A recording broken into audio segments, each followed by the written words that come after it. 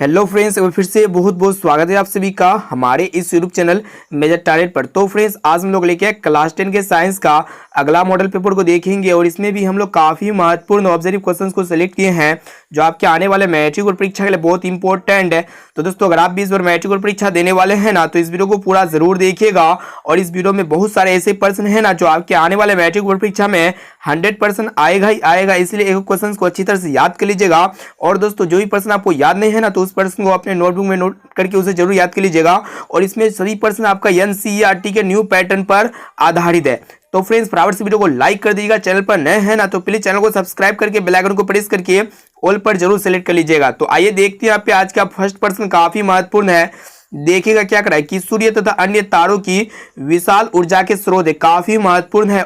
Option A नाभिक के संलयन या फिर नाभिक के विखंडन, और ऑप्शन सी है दोनों, और ऑप्शन डी में आपका दिया इनमें से कोई नहीं। तो दोस्तों, सूर्य तथा अन्य तारों की विशाल ऊर्जा का जो स्रोत है ना, नाभिक के संलयन है। इसे आप लोग को याद रखना है, यानी कि यहाँ पे हमारा ऑप्शन नंबर ए जो है ना बिल्कुल से उत्तर हो जाएगा। अब चलिए फ्रेंड्स, देखते हैं यहाँ पे अगला प्रश्न। इसमें हम लोग काफी महत्वपूर्ण प्रश्न को देख रहे हैं, इसलिए एक क्वेश्चन को अच्छी तरह से याद कर लेना है।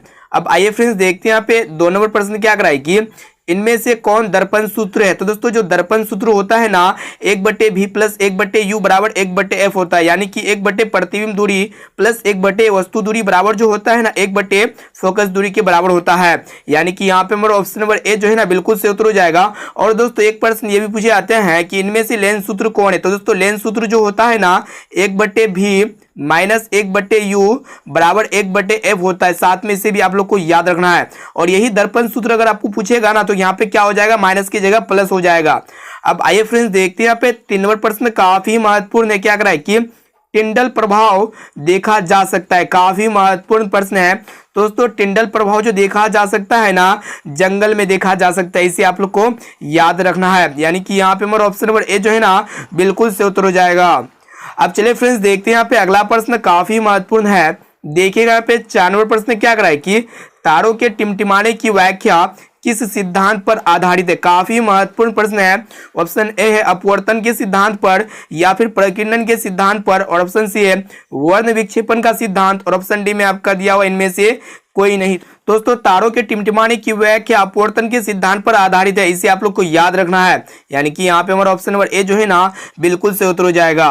अब चलिए फ्रेंड्स, देखते हैं यहाँ पे अगला प्रश्न काफी महत्वपूर्ण प्रश्न। देखिएगा 5 नंबर प्रश्न क्या करा है कि सामान्य नेत्र के रेटिना पर बनने वाला प्रतिबिंब होता है। तो दोस्तों, किसी भी मानव के जो रेटिना पर जो प्रतिबिंब बनता है ना, वो हमेशा वस्तु से छोटा बनता है, वास्तविक बनता है, और आपका उल्टा बनता है। यानी कि यहाँ पे हमारा ऑप्शन नंबर सी जो है ना बिल्कुल से उत्तर हो जाएगा, वास्तविक और उल्टा। ये प्रश्न बहुत इंपॉर्टेंट है और आपके मैट्रिक बोर्ड परीक्षा में काफी बार पूछा जा चुका है। अब आइए फ्रेंड्स, देखते हैं यहाँ पे 6 नंबर प्रश्न क्या करा है कि किसी बल्ब से 1 मिनट में 120 कूलम आवेश प्रवाहित हो रहा है, तो विद्युत धारा का मान होगा। काफी महत्वपूर्ण प्रश्न है और इस तरह के प्रश्न आपके मैट्रिक बोर्ड परीक्षा में जो है ना बराबर पूछे जाते हैं। तो इस तरह का प्रश्न को आप लोग कैसे सोल्व कीजिएगा, तो यहाँ पे देखिएगा क्या पूछ रहा है कि विद्युत धारा का मान होगा, यानी कि इलेक्ट्रिक करंट का वैल्यू पूछ रहा है। तो दोस्तों, यहाँ पे सबसे पहले आप लोग को पता होना चाहिए फॉर्मूला कि विद्युत धारा बराबर फॉर्मूला क्या होता है। तो दोस्तों, आई बराबर जो फॉर्मूला होता है ना Q/T होता है। और दोस्तों, ये Q यानी कि कुलाम जो होता है ना 120 कुलाम दिया हुआ है, ठीक है। तो यहाँ पे कुलाम की जगह यहाँ पे 120 डाल देंगे। और यहाँ पे देखिएगा यहाँ पे T का मान जो है ना 1 मिनट में। और दोस्तों, ये T जो है ना हमेशा आप लोग को SI मात्रक में लेना पड़ेगा। तो यहाँ पे SI मात्रक क्या होता है, समय का सेकंड होता है। तो यहाँ पे 1 मिनट में 60 सेकंड होता है। तो इसको हम लोग क्या करेंगे, भाग करेंगे। तो यहाँ पे 60 दूना 120 हो जाएगा। तो यहाँ पे I का मान कितना प्राप्त हो गया, 2 एम्पियर प्राप्त हो गया। और यहाँ पे इलेक्ट्रिक करंट का जो SI मात्रक होता है ना एम्पियर होता है, इसे आप लोग को याद रखना है। तो यहाँ पे हमारा ऑप्शन नंबर बी जो है ना बिल्कुल से उत्तर हो जाएगा, 2 एम्पियर। अब चलिए फ्रेंड्स, देखते हैं यहाँ पे अगला प्रश्न काफी महत्वपूर्ण प्रश्न को देख रहे हैं। देखिएगा यहाँ पे 7 नंबर प्रश्न क्या करा है कि किस उपकरण में धन यानी कि प्लस और ऋण यानी कि नेगेटिव का चिन्ह नहीं होता है। काफी महत्वपूर्ण प्रश्न है। ऑप्शन ए अमीटर में, या फिर वोल्ट मीटर में, और ऑप्शन सी कुंडली में, और ऑप्शन डी में आपका दिया हुआ विद्युत सेल में। तो दोस्तों, यहाँ पे आप लोगों को बतलाना है कि कौन ऐसा उपकरण है जिसमें पॉजिटिव और नेगेटिव का चिन्ह नहीं होता है। तो दोस्तों, कुंडली में यानी कि जो कॉइल होता है ना उसमें पॉजिटिव ना तो नेगेटिव का चिन्ह होता है। यानी कि यहाँ पे हमारा ऑप्शन नंबर सी जो है ना बिल्कुल से उत्तर हो जाएगा। इनके अलावे अमीटर, वोल्ट मीटर और विद्युत सेल में जो है ना पॉजिटिव और नेगेटिव का चिन्ह होता है, इसे आप लोग को याद रखना है। अब आइए फ्रेंड्स, देखते हैं यहाँ पे 8 नंबर प्रश्न काफी महत्वपूर्ण है। देखिएगा क्या करा है कि लघु पतन के समय परिपथ में विद्युत धारा का मान होगा। काफी महत्वपूर्ण प्रश्न है। तो दोस्तों जब शॉर्ट सर्किट होता है ना तो उस समय सर्किट में जो इलेक्ट्रिक करंट का मान होता है ना बहुत अधिक होता है, या फिर बहुत कम होता है, या फिर 3 एम्पियर होता है, या फिर 4 एम्पियर होता है। दोस्तों जब शॉर्ट सर्किट होता है तो सर्किट में जो इलेक्ट्रिक करंट का वैल्यू होता है ना बहुत अधिक होता है, यानी कि यहाँ पे हमारा ऑप्शन नंबर ए जो है ना बिल्कुल से उत्तर हो जाएगा बहुत अधिक। तो दोस्तों वीडियो को संपूर्ण शुरू से लेकर आखिर तक जरूर देखिएगा। इस वीडियो में हम लोग मॉडल पेपर के काफी महत्वपूर्ण 48 ऑब्जेक्टिव क्वेश्चंस को सोल्व कर रहे हैं, और ये जो ऑब्जेक्टिव प्रश्न है ना आपके मैट्रिक बोर्ड परीक्षा के लिए बहुत इंपॉर्टेंट है। अब चलिए फ्रेंड्स देखते हैं यहाँ पे अगला प्रश्न। देखिएगा यहाँ पे 9 नंबर प्रश्न भी बहुत इंपॉर्टेंट है, काफी महत्वपूर्ण है। क्या करा है कि विद्युत चुंबकीय प्रेरक की खोज किसने की थी? काफी महत्वपूर्ण है। ऑप्शन ए में आपका दिया हुआ है फैराडे ने, या फिर मैक्सवेल ने, और ऑप्शन सी एम्पेयर ने, और ऑप्शन डी में आपका दिया हुआ फ्लेमिंग ने। तो दोस्तों ये विद्युत चुंबक प्रेरक की जो खोज की थी ना फैराडे ने की थी। यहाँ पे हमारा ऑप्शन नंबर ए जो है ना बिल्कुल से उत्तर हो जाएगा। अब चलिए फ्रेंड्स देखते हैं यहाँ पे अगला प्रश्न। काफी महत्वपूर्ण प्रश्न को देख रहे हैं।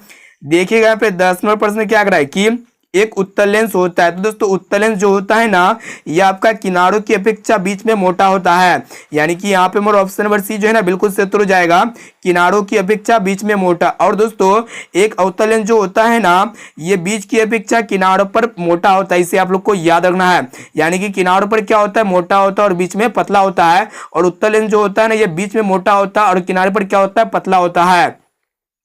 अब चलिए फ्रेंड्स देखते हैं यहाँ पे अगला प्रश्न। काफी महत्वपूर्ण प्रश्न देख रहे हैं।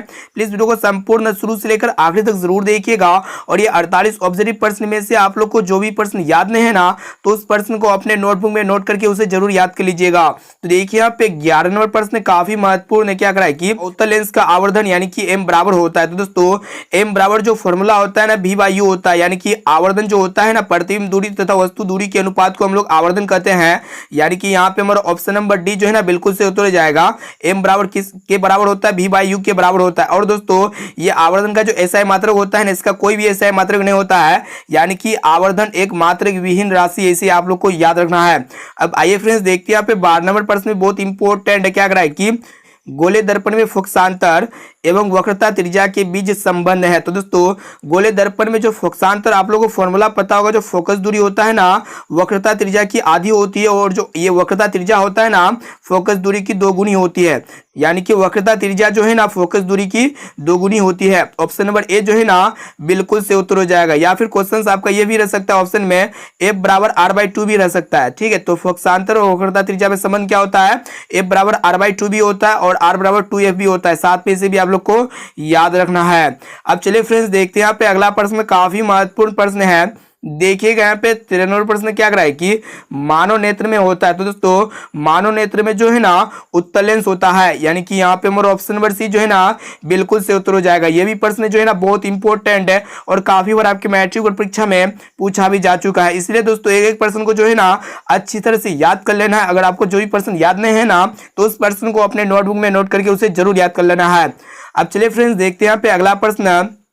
देखिएगा यहाँ पे 14 नंबर प्रश्न भी बहुत इंपॉर्टेंट काफी महत्वपूर्ण है। क्या कर रहा है कि मानव नेत्र वस्तु का प्रतिबिंब निम्न में से किस भाग पर बनता है? ऑप्शन ए में आपका दिया कॉर्निया में, या फिर आइरिस में, या फिर रेटिना पे, या फिर पुतली में। तो दोस्तों मानव नेत्र पर जब भी किसी वस्तु का प्रतिबिंब बनता है ना रेटिना या फिर दृष्टि पटल में बनता है। और दोस्तों ये रेटिना या फिर दृष्टि पटल में जो प्रतिबिंब बनता है ना वस्तु से छोटा वास्तविक और उल्टा प्रतिबिंब बनता है। साथ में इसे भी आप लोग को याद रखना है। यानी कि यहाँ पे हमारा ऑप्शन सी जो है ना बिल्कुल से उत्तर हो जाएगा। अब आइए फ्रेंड्स देखते हैं यहाँ पे 15 नंबर प्रश्न में बहुत इंपॉर्टेंट है। क्या कर रहा है कि विद्युत जनित्र का सिद्धांत आधारित है। तो दोस्तों ये विद्युत जनित्र का जो सिद्धांत आधारित है ना विद्युत चुंबकीय प्रेरण पर आधारित है। यानी कि यहाँ पे हमारा ऑप्शन नंबर सी जो है ना बिल्कुल से उत्तर हो जाएगा। और दोस्तों ये भी प्रश्न जो है ना आपके मैट्रिक बोर्ड परीक्षा में बहुत बार पूछा जा चुका है, इसलिए क्वेश्चन को अच्छी तरह से याद कर लेना है। अब चलिए फ्रेंड्स देखते हैं यहाँ पे अगला प्रश्न। बहुत ही महत्वपूर्ण प्रश्न है। देखिएगा यहाँ पे 16 नंबर प्रश्न क्या कर रहा है, निम्न में से कौन बायोगैस ईंधन का स्रोत नहीं है? तो दोस्तों बायोगैस ईंधन का जो स्रोत नहीं है ना ऑप्शन ए में आपका दिया लकड़ी, जो कि एक प्रकार का बायोगैस ईंधन का स्रोत है। और ऑप्शन बी में आपका दिया गोबर गैस, यह भी एक प्रकार का बायोगैस ईंधन का स्रोत है। और ऑप्शन डी है कोयला, यह भी जो है ना बायोगैस ईंधन का स्रोत है। लेकिन नाभिक की ऊर्जा जो होते हैं ना यह बायोगैस ईंधन का स्रोत नहीं है। यानी कि यहाँ पे हमारा ऑप्शन नंबर सी जो है ना बिल्कुल से उत्तर हो जाएगा। अब चलिए फ्रेंड्स देखते हैं यहाँ पे 17 नंबर प्रश्न काफी महत्वपूर्ण है। क्या कराए कि देखिएगा ध्यानपूर्वक कि जीवाश्म ईंधन का उदाहरण है। तो दोस्तों जीवाश्म ईंधन जो होते हैं ना, जो कोयला होते हैं एक प्रकार के जीवाश्म ईंधन होते हैं, लकड़ी भी जो है ना जीवाश्म ईंधन होते हैं, और गोबर गैस जो होते हैं ना जीवाश्म ईंधन होते हैं। ये तीनों जो होते हैं ना जीव जंतु से प्राप्त ईंधन होता है, इसलिए एक प्रकार का ये तीनों क्या होते हैं, जीवाश्म ईंधन का उदाहरण है। यानी कि यहाँ पे हमारा ऑप्शन नंबर डी जो है ना बिल्कुल से उत्तर जाएगा। कोयला, गोबर गैस और लकड़ी ये सभी जो होता है ना जीवाश्म ईंधन का उदाहरण होते हैं। अब चलिए फ्रेंड्स देखते हैं यहाँ पे अगला प्रश्न काफी महत्वपूर्ण है। प्रश्न को देख रहे हैं, प्लीज वीडियो को संपूर्ण शुरू से लेकर आखिरी तक जरूर देखिएगा। बहुत सारे ऐसे प्रश्न हैं जो आपके मैट्रिक बोर्ड परीक्षा में सीधे सीधे यहीं से देखने को मिलेगा, इसलिए क्वेश्चन को जो है ना अच्छी तरह से याद कर लेना है। देखिए यहाँ पे 18 नंबर प्रश्न क्या कराए कि एथेनोइक अम्ल को सामान्यतः क्या कहा जाता है। ये प्रश्न बहुत इंपॉर्टेंट है। तो दोस्तों एथेनोइक अम्ल को जो है ना सामान्यतः हम लोग क्या कहते हैं, एसिटिक अम्ल कहते हैं। यानी कि यहाँ पे हमारा ऑप्शन नंबर बी जो है ना बिल्कुल से उत्तर हो जाएगा। अब चलिए फ्रेंड्स देखते हैं यहाँ पे अगला प्रश्न काफी महत्वपूर्ण प्रश्न देख रहे हैं। प्लीज वीडियो को संपूर्ण शुरू से लेकर आखिरी तक जरूर देखिएगा। देखिए यहाँ पे 19 नंबर प्रश्न क्या कराए कि भारतीय संगीत प्रणाली में संगीत के कितने सुर होते हैं। तो दोस्तों भारतीय संगीत प्रणाली में संगीत के जो है ना कितने सुर होते हैं। ऑप्शन ए में आपका दिया 5 या फिर 6 या फिर 7, और ऑप्शन डी में आपका दिया हुआ है 8। तो दोस्तों भारतीय संगीत प्रणाली में जो संगीत के सुर होते हैं ना वो आपका 7 सुर होते हैं। ऑप्शन नंबर सी यहाँ पे हमारा बिल्कुल से उत्तर हो जाएगा। अब आइए फ्रेंड्स देखते हैं यहाँ पे 20 नंबर प्रश्न काफी महत्वपूर्ण प्रश्न है। देखिएगा क्या कराए कि वायुरोधी बर्तनों में खाद्य सामग्री रखने में उपचयन की गति होती है। तो दोस्तों वायुरोधी बर्तन में खाद्य सामग्री को रखेंगे ना तो उपचयन की जो गति होगा ना धीमी होगा। यानी कि यहाँ पे हमारा ऑप्शन नंबर ए जो है ना बिल्कुल से उत्तर हो जाएगा। अब चलिए फ्रेंड्स देखते हैं यहाँ पे अगला प्रश्न। देखिएगा यहाँ पे 21 नंबर प्रश्न क्या कराए कि नीचे दी गई अभिक्रिया में कौन सा कथन सही है। तो यहाँ पे एक रिएक्शन दिया हुआ है, कॉपर जो है ना ऑक्सीजन के साथ रिएक्शन करके कॉपर ऑक्साइड बनाता है। तो इसमें जो है ना कॉपर का ऑक्सीकरण हो रहा है इस अभिक्रिया में। यानी कि यहाँ पे हमारा ऑप्शन नंबर ए जो है ना बिल्कुल से उत्तर हो जाएगा। अब आइए फ्रेंड्स देखते हैं यहाँ पे 22 नंबर प्रश्न भी काफी महत्वपूर्ण है। देखिएगा क्या कराए कि सिल्वर क्लोराइड का रंग क्या है। ये प्रश्न तो बहुत इंपॉर्टेंट है और काफी बार आपके मैट्रिक बोर्ड परीक्षा में पूछा जा चुका है। तो दोस्तों यहाँ पे AgCl का जो कलर होता है ना वो क्या होता है, वही आप लोग को बतलाना है। तो दोस्तों ये AgCl यानी कि सिल्वर क्लोराइड का जो कलर होता है ना सफेद कलर का होता है। यानी कि यहाँ पे हमारा ऑप्शन नंबर ए जो है ना बिल्कुल से उत्तर हो जाएगा। और दोस्तों ये भी प्रश्न जो है ना बहुत इंपॉर्टेंट है, काफी बार आपके मैट्रिक बोर्ड परीक्षा में पूछा जा चुका है। तो यहाँ पे हमारा ऑप्शन नंबर ए जो है ना बिल्कुल से उत्तर हो जाएगा। अब चलिए फ्रेंड्स देखते हैं यहाँ पे अगला प्रश्न। देखिएगा यहाँ पे 23 नंबर प्रश्न क्या कराए कि समीकरण CaCO3 tends to CaO plus CO2 किस प्रकार का समीकरण है। तो इस समीकरण को अगर आप देखते हैं तो यहाँ पे कैल्शियम कार्बोनेट जो है ना एकल अभिकारक है और ये टूट करके जो है ना 2 या 2 से अधिक उत्पाद बनाते हैं। तो इस तरह की रासायनिक अभिक्रिया को जो है ना हम लोग वियोजन अभिक्रिया कहते हैं। ऑप्शन नंबर ए जो है ना बिल्कुल से उत्तर हो जाएगा। दोस्तों वियोजन अभिक्रिया में क्या होता है कि एकल अभिकारक टूट करके 2 या 2 से अधिक उत्पाद बनाते हैं। यानी कि यहाँ पे ए बी जो है ना टूट करके A प्लस बी बनाता है, इसीलिए जो है ना यह एक प्रकार का वियोजन अभिक्रिया का उदाहरण है। ऑप्शन नंबर ए जो है ना यहाँ पे बिल्कुल से उत्तर हो जाएगा। अब चलिए फ्रेंड्स देखते हैं यहाँ पे अगला प्रश्न काफी महत्वपूर्ण है। देखिएगा क्या कराए कि किसी लाल तप्त आयरन पर जलवाष्प प्रवाहित करने पर कौन सा यौगिक प्राप्त होता है। काफी महत्वपूर्ण प्रश्न है। तो दोस्तों किसी भी लाल तप्त आयरन पर जब जलवाष्प प्रवाहित करेंगे ना तो यौगिक जो बनेगा ना कौन सा यौगिक बनेगा, Fe3O4 बनेगा। इसे आप लोग को याद रखना है। यानी कि यहाँ पे हमारा ऑप्शन नंबर सी जो है ना बिल्कुल से उत्तर हो जाएगा। अब आइए फ्रेंड्स देखते हैं यहाँ पे 25 नंबर प्रश्न काफी महत्वपूर्ण है। क्या कराए कि हमारे शरीर में पीएच कितने परास के बीच कार्य करता है। तो दोस्तों हमारे शरीर में पीएच जो है ना 7.0 से लेकर 7.8 परास के बीच जो है ना कार्य करता है। ऑप्शन नंबर बी यहाँ पे हमारा बिल्कुल से उत्तर हो जाएगा। काफी महत्वपूर्ण प्रश्न है। अब चलिए फ्रेंड्स देखते हैं यहाँ पे अगला प्रश्न।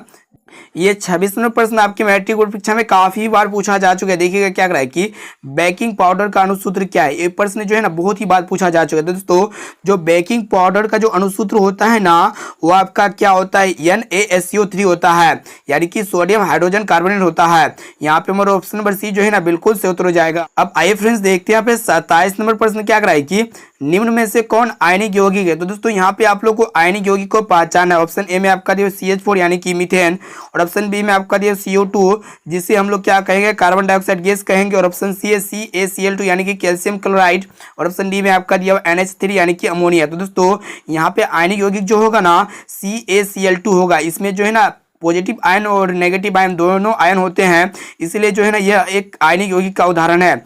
ऑप्शन नंबर सी यहाँ पे हमारा बिल्कुल से उत्तर हो जाएगा। और दोस्तों ये भी प्रश्न बहुत बार आपके मैट्रिक बोर्ड परीक्षा में पूछा जा चुका है। अब चलिए फ्रेंड्स देखते हैं यहाँ पे अगला प्रश्न। देखिएगा यहाँ पे 28 नंबर प्रश्न क्या कराए कि निम्न में से कौन सा पदार्थ ऑक्सीजन से संयोग नहीं करता है। ये भी प्रश्न बहुत इंपॉर्टेंट है। तो दोस्तों ऑक्सीजन से संयोग जो है ना गोल्ड नहीं करता है। यहाँ पे हमारा ऑप्शन नंबर बी जो है ना बिल्कुल से उत्तर हो जाएगा। ये सोना जो होते हैं ना ये ऑक्सीजन से संयोग नहीं करते, इसे आप लोग को याद रखना है। अब चलिए फ्रेंड्स देखते हैं यहाँ पे अगला प्रश्न। देखिएगा यहाँ पे 29 नंबर प्रश्न बहुत इंपॉर्टेंट क्या कराए कि शुद्ध सोना को व्यक्त किया जाता है। तो दोस्तों शुद्ध सोना को जो व्यक्त किया जाता है ना 24 कैरेट के द्वारा शुद्ध सोना को व्यक्त किया जाता है। ऑप्शन नंबर बी यहाँ पे हमारा जो है ना बिल्कुल से उत्तर हो जाएगा। और दोस्तों ये भी प्रश्न आपके मैट्रिक परीक्षा में काफी बार पूछा जा चुका है। अब आइए फ्रेंड्स देखते हैं यहाँ पे 30 नंबर प्रश्न काफी महत्वपूर्ण है क्या कराए कि वायुमंडल में CO2 गैस की उपस्थिति है, यानी कि वायुमंडल में CO2 गैस की कितना मात्रा पाया जाता है। तो दोस्तों वायुमंडल में जो है ना CO2 गैस जो पाया जाता है ना 0.03% पाया जाता है। ऑप्शन नंबर सी यहाँ पे हमारा बिल्कुल से उत्तर हो जाएगा। और दोस्तों वायुमंडल में सबसे अधिक जो गैस पाया जाता है ना कौन सा गैस पाया जाता है, N2 यानी कि नाइट्रोजन गैस पाया जाता है। और कितना प्रतिशत पाया जाता है, 78% पाया जाता है। साथ में से भी आप लोग को याद रखना है। अब चलिए फ्रेंड्स देखते हैं यहाँ पे अगला प्रश्न, काफी महत्वपूर्ण प्रश्न को देख रहे हैं। देखिएगा यहाँ पे 31 नंबर प्रश्न क्या कराए कि सल्फ्यूरिक अम्ल का अणुसूत्र होता है। ये प्रश्न बहुत इंपॉर्टेंट है और काफी बार आपके मैट्रिक और परीक्षा में पूछा जा चुका है। तो दोस्तों जो सल्फ्यूरिक अम्ल होता है ना उसका जो अणुसूत्र होता है ना H2SO4 होता है, यानी कि यहाँ पे हमारा ऑप्शन नंबर बी जो है ना बिल्कुल से उत्तर हो जाएगा। अब आइए फ्रेंड्स देखते हैं यहाँ पे 32 नंबर प्रश्न क्या कराए कि कार्बोक्सिलिक एसिड समूह कौन है। तो दोस्तों कार्बोक्सिलिक एसिड समूह जो है ना COOH है, यानी कि यहाँ पे हमारा ऑप्शन नंबर बी जो है ना बिल्कुल से उत्तर हो जाएगा। अब चलिए फ्रेंड्स देखते हैं यहाँ पे अगला प्रश्न। देखिएगा यहाँ पे 33 नंबर प्रश्न क्या कराए कि ओजोन के एक अणु में ऑक्सीजन के परमाणु की संख्या कितनी होती है। तो दोस्तों सबसे पहले आप लोग को जानना पड़ेगा कि ओजोन का सूत्र क्या होता है। तो दोस्तों ओजोन का जो सूत्र होता है ना O3 होता है। तो यहाँ पे परमाणु संख्या कितना हो जाएगा, ऑक्सीजन का 3 हो जाएगा। यहाँ पे हमारा ऑप्शन नंबर सी जो है ना बिल्कुल से उत्तर हो जाएगा। अब चलिए फ्रेंड्स देखते हैं यहाँ पे अगला प्रश्न। देखिएगा यहाँ पे 34 नंबर प्रश्न क्या कराए कि आवर्त सारणी में कितने आवर्त होते हैं। तो दोस्तों आवर्त सारणी में जो है ना 7 आवर्त होते हैं, यानी कि यहाँ पे हमारा ऑप्शन नंबर सी जो है ना बिल्कुल से उत्तर हो जाएगा। और दोस्तों आवर्त सारणी में कितने वर्ग होते हैं, 18 वर्ग होते हैं। साथ में से भी आप लोग को याद रखना है। और दोस्तों ये भी प्रश्न जो है ना बहुत इंपॉर्टेंट है, काफी बार आपके मैट्रिक बोर्ड परीक्षा में पूछा जा चुका है। अब आइए फ्रेंड्स देखते हैं यहाँ पे 35 नंबर प्रश्न क्या कराए कि नर युग्मक तथा मादा युग्मक के संयोजन में बनता है। तो दोस्तों जब नर युग्मक और मादा युग्मक के संयोजन होता है ना तो इसके फलस्वरूप जो बनता है जायगोट बनता है, यानी कि यहाँ पे हमारा ऑप्शन नंबर ए जो है ना बिल्कुल से उत्तर हो जाएगा। अब चलिए फ्रेंड्स देखते हैं यहाँ पे अगला प्रश्न, काफी महत्वपूर्ण प्रश्न है। देखिएगा यहाँ पे 36 नंबर प्रश्न क्या कराए कि किसी जीव की जीनी संरचना कहलाता है। काफी महत्वपूर्ण प्रश्न है। तो दोस्तों किसी भी जीव की जो जीनी संरचना कहलाता है ना जीन प्ररूप या फिर जीनोटाइप कहलाता है, यानी कि यहाँ पे हमारा ऑप्शन नंबर बी जो है ना बिल्कुल से उत्तर हो जाएगा। दोस्तों वीडियो को लाइक नहीं किया ना दोस्तों वीडियो को लाइक जरूर कर दीजिएगा। और चैनल पर नए हैं ना तो प्लीज चैनल को सब्सक्राइब करके बेल आइकन को प्रेस करके ऑल पर जरूर सेलेक्ट कर लीजिएगा। अब आइए फ्रेंड्स देखते हैं यहाँ पे 37 नंबर प्रश्न क्या कराए कि मैदानी पारिस्थितिक तंत्र में तृतीय उपभोक्ता है। तो दोस्तों मैदानी पारिस्थितिक तंत्र में जो तृतीय उपभोक्ता होगा ना हरा पौधा होगा या फिर मेढक होगा या फिर ग्रासहोपर होगा। और ऑप्शन डी में आपका दिया हुआ सर्प होगा। तो दोस्तों मैदानी पारिस्थितिक तंत्र में तृतीय जो उपभोक्ता होगा ना वो आपका क्या होगा, सर्प होगा, यानी कि सांप होगा। ऑप्शन नंबर डी जो है ना बिल्कुल से उत्तर हो जाएगा। अब चलिए फ्रेंड्स देखते हैं यहाँ पे अगला प्रश्न। देखिएगा यहाँ पे 38 नंबर प्रश्न काफी महत्वपूर्ण है क्या कराए कि रक्त में आयरन की कमी से होने वाला एक रोग है। तो दोस्तों रक्त में आयरन की कमी से जो रोग होता है ना एनीमिया नामक रोग होता है, यानी कि यहाँ पे हमारा ऑप्शन नंबर सी जो है ना बिल्कुल से उत्तर हो जाएगा। और दोस्तों ये भी प्रश्न जो है ना आपके मैट्रिक बोर्ड परीक्षा में बहुत बार पूछा जा चुका है। अब चलिए फ्रेंड्स देखते हैं यहाँ पे अगला प्रश्न। देखिएगा यहाँ पे 39 नंबर प्रश्न क्या कराए कि कवक में पोषण की कौन सी विधि है। काफी महत्वपूर्ण है। ऑप्शन ए में आपका दिया स्वपोषी या फिर मृतजीवी और ऑप्शन सी है समभोजी और ऑप्शन डी में आपका दिया कोई नहीं। तो दोस्तों ये कवक जो होते हैं ना मृतजीवी पोषण के द्वारा पोषण करता है। ऑप्शन नंबर बी यहाँ पे हमारा बिल्कुल से उत्तर हो जाएगा। अब आइए फ्रेंड्स देखते हैं यहाँ पे 40 नंबर प्रश्न क्या कराए कि ऑक्जिन है। तो दोस्तों ये ऑक्जिन जो है ना यह एक प्रकार का हार्मोन होता है, इसे आप लोग को याद रखना है। ऑप्शन नंबर सी जो है ना बिल्कुल से उत्तर हो जाएगा।